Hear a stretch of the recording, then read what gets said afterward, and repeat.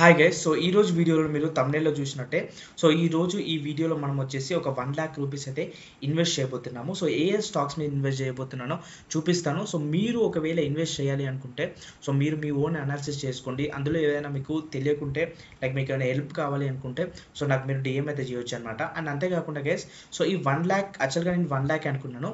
But ఏంటి అంటే ఒక స్టాక్ అయితే నేను ఎగ్జిట్ చేయాల్సి వచ్చింది, ప్రీవియస్గా ఉన్న ఒక స్టాక్. సో అది ఏంటి అంటే చాలా రోజుల నుంచి లాస్లో నడుస్తుంది. అండ్ అది ఫండమెంటల్గా కూడా అది పెద్ద మంచి షేర్ అయితే కాదు. సో అందుకే నేను ఆ పొజిషన్ అయితే ఎగ్జిట్ చేశాను. సో ఎగ్జిట్ చేసిన తర్వాత నాకు ఇంకో 30,000 అయితే వచ్చాయి దాంట్లోంచి.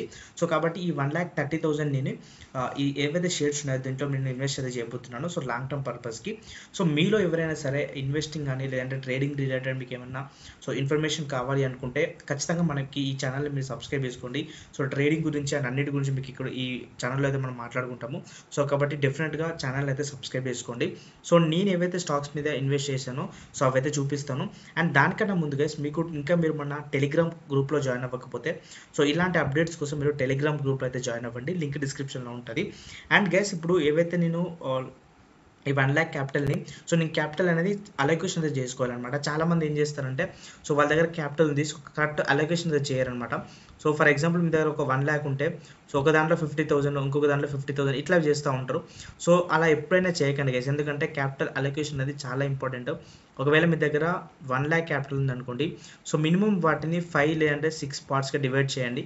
సో అలా చేసినప్పుడు ఏమవుతుందంటే కొన్ని స్టాక్స్ ఎట్లా ఉంటాయంటే డ్రాప్ అయిన తర్వాత 1-2 ఇయర్స్ చాలా ఇయర్స్ అయినా కూడా మనకి మళ్ళీ మీకు సిటీసీ అంటే కాస్ట్ టు కాస్ట్ కూడా రావు. సో చాలా దారుణంగా పడిపోతాయి. అట్లాంటప్పుడు మీ ఏదైతే క్యాపిటల్ ఉంటుందో అది మొత్తం లాక్ అయి ఉంటుంది.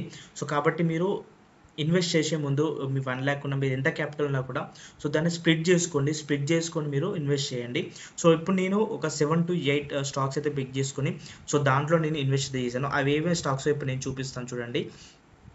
సో ఫస్ట్ వచ్చేసి నేను ఎంత క్వాంటిటీతో చేశాను కూడా చెప్తాను. సో ఫస్ట్ వచ్చేసి గైస్ ఇక్కడ చూడండి, కిరి ఇండస్ట్రీస్ అనమాట. సో ఇది వచ్చేసి నేను 20 క్వాంటిటీ అయితే తీసుకున్నాను. అండ్ నెక్స్ట్ వచ్చేసి యాక్సిస్ బ్యాంక్ అనమాట. సో ఇది 1,100 దగ్గర, ఆల్మోస్ట్ 1,200 దగ్గర ఉంది. సో కాబట్టి కొంచెం ఎక్కువ మనకి ప్రైస్ అడుగుతుంది, కాబట్టి తక్కువ షేర్స్ తీసుకున్నాను. జస్ట్ 10 షేర్స్ మాత్రమే తీసుకున్నాను. అండ్ నెక్స్ట్ వచ్చేసి హాల్ పొజిషన్.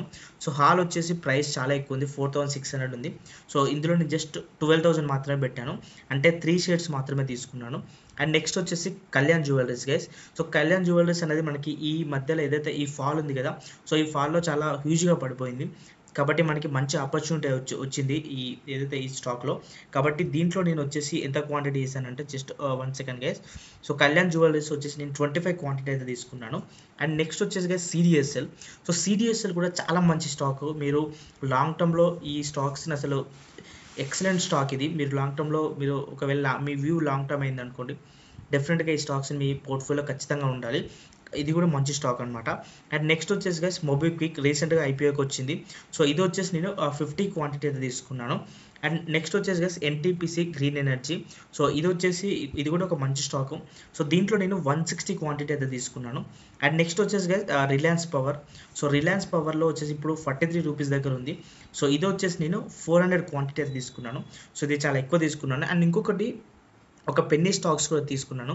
సో ఆ పెన్నీ స్టాక్ శ్రేష్ఠ అనమాట. సో ఆ స్టాక్లో వచ్చేసి నేను ఆల్మోస్ట్ 12,000 క్వాంటిటీ అయితే హోల్డ్ చేస్తున్నాను. సో ఇది నాకు 1,600కి 3,200 సంథింగ్ షేర్స్ అయితే వచ్చాయి. అవి నేను ఇప్పుడు నా స్క్రీన్ రికార్డ్ చేసి కూడా చూపిస్తాను, అంటే మీకు ఇవి నిజంగానే కొన్నానా లేదా అన్నది మీకు చూపిస్తాను చూడండి. అండ్ గైస్ ఇక్కడ చూడండి, ఇప్పుడు నేను చెప్పిన స్టాక్స్ ఏవైతే ఉన్నాయో సో ఈ యాక్సిస్ బ్యాంక్, హాల్, సో ఇవన్నీ మీకు ఎంత క్వాంటిటీ పెట్టానో చెప్పాను కదా. సో ఇవన్నీ ఇక్కడ నేను స్క్రీన్ రికార్డ్ చేసి చూపిస్తున్నాను చూడండి. అండ్ ఎవరైతే లాంగ్ టర్మ్ పర్పస్లో ఇన్వెస్ట్ చేయాలనుకుంటున్నారో సో మీరు ఓన్గా అనాలిసిస్ చేసుకోండి. సో దాంట్లో ఏమైనా హెల్ప్ కావాలనుకుంటే కింద నా సోషల్ మీడియా లింక్స్ అయితే ఉంటాయి, అక్కడ నుంచి మీరు నాకు రీచ్ అవ్వచ్చు అనమాట.